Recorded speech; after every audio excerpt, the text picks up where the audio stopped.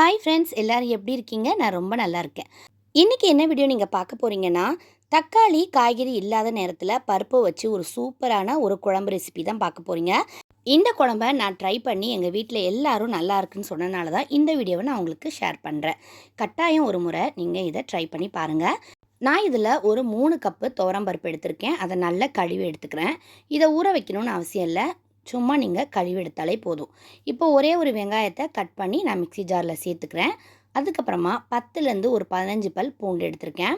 பெரிய பூண்டாக இருந்தால் ஒரு 5, 6 எடுத்தாலே போதும். இது சின்னதாக இருக்கிறதுனால ஒரு 15 பல் பூண்டு எடுத்திருக்கேன். சீரகம் 2 ஸ்பூன் சீரகம் சேர்த்துக்குங்க. மஞ்சத்தூள் 2 ஸ்பூன் தாராளமாக சேர்த்துக்கலாம். நீங்கள் எடுத்துருக்கிற பருப்போட அளவை பொறுத்து நீங்கள் மஞ்சத்தூள் சேர்த்துக்குங்க. அதுக்கப்புறமா ஒரு கைப்பிடி கருவேப்பிலை.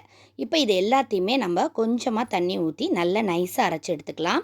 பாருங்கள், இந்த அளவுக்கு நல்லா நைஸாக அரைச்சி எடுத்துக்கணும். இந்த மாதிரி நம்ம அரைச்சி போடும் போது பூண்டு சில நேரம் வேகாமல் இருந்தால் கூட குழந்தைங்க எடுத்து வெளியே வச்சுருவாங்க, வெங்காயத்தை எடுத்து வெளியே வச்சுருவாங்க. அந்த மாதிரி வெளியே எடுத்து வைக்காமல் இருக்கிறதுக்கு இந்த மாதிரி அரைச்சி சேர்த்து குழம்பு செஞ்சு பாருங்கள். வயிற்றுக்கும் ரொம்ப நல்லது, அதே நேரத்தில் ரொம்ப மணமாக டேஸ்ட்டாக இருக்கும். இப்போ எண்ணெய் நல்லா சூடாகிடுச்சு. அதில் கடுகு, கொஞ்சமாக வெந்தயம், ஒரு 1/4 ஸ்பூன் அளவுக்கு போட்டால் போதும். நிறைய போட்டுறாதீங்க. அதுக்கப்புறமா நம்ம அரைச்சி வச்சுருந்ததை அப்படியே இதில் சேர்த்துக்கலாம். இந்த எண்ணெயிலேயே நம்ம போட்டது எல்லாமே நல்லா வதங்கி வரணும். இதுக்கப்புறமா ஒரு 5 மிளகா வத்தலை நான் இதில் சேர்த்துருக்கேன். கிள்ளி இந்த மாதிரி போட்டுக்குங்க. இதோட காரம் தான் இதில் ஃபுல்லாகவே இருக்கும். அதனாலேயே ஃப்ளேவர் ரொம்ப சூப்பராக இருக்குங்க. மிளகாத்தூள், பச்சை மிளகாய் எதுவுமே இதுக்கு நம்ம போட போகிறதில்ல. இப்போ இதை நல்லா வதக்கிக்கலாம். இந்த எண்ணெயிலே நல்லா வதங்கணும். ஒரு 2 நிமிஷத்துக்கு இப்படியே நல்லா வதக்கிக்குங்க. இது வதங்கிட்டுருக்க அந்த நேரத்தில் நம்ம இதில் பெருங்காயத்தூள் கொஞ்சமாக சேர்த்துக்கலாம். அதுக்கப்புறமா கல்லுப்பு கொஞ்சமாக சேர்த்துக்கலாம். உங்களுக்கு எவ்வளோ தேவையோ அந்த அளவுக்கு சேர்த்துக்குங்க. இப்போ இது எல்லாத்தையுமே நல்லா மிக்ஸ் பண்ணிக்கலாம்.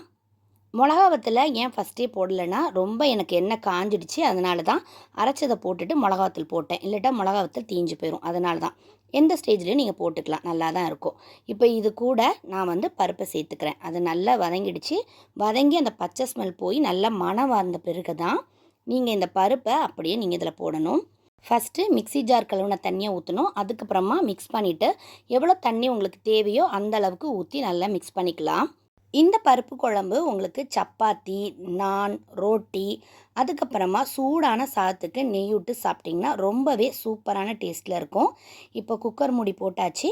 5 விசில் வரது வரைக்கும் நம்ம விசில் போட்டு அப்படியே விட்டுடலாம். 5 விசில் வந்ததுக்கப்புறமா எப்படி இருக்குன்னு பார்க்கலாம்.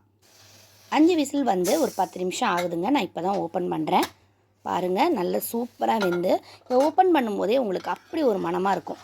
ஏன்னா இதில் பூண்டு, சீரகம், வெங்காயம், கருவேப்பிலை இதெல்லாம் அரைச்சி போட்டிருக்கோம் இல்லையா, அதனால ரொம்ப டேஸ்ட்டு உங்களுக்கு அதிகமாக எடுத்து கொடுக்கும்.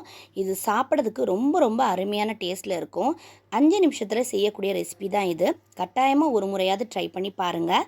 காய்கறியும் தக்காளியும் இல்லாத போது இந்த மாதிரி குழம்ப செஞ்சு சாப்பிடுங்க. ரொம்ப ரொம்ப கலக்கலான டேஸ்ட்டில் இருக்கும். இந்த வீடியோ உங்களுக்கு பிடிச்சிருந்தா லைக் பண்ணுங்கள். உங்கள் ஃப்ரெண்ட்ஸ் அண்ட் ஃபேமிலிக்கு ஷேர் பண்ணுங்கள். புதுசாக இந்த வீடியோவை யாராவது பார்த்துட்டு இருந்தால் பிடிச்சிருந்தா லைக் பண்ணிவிட்டு சப்ஸ்கிரைப் பண்ணுங்கள். தேங்க்யூ.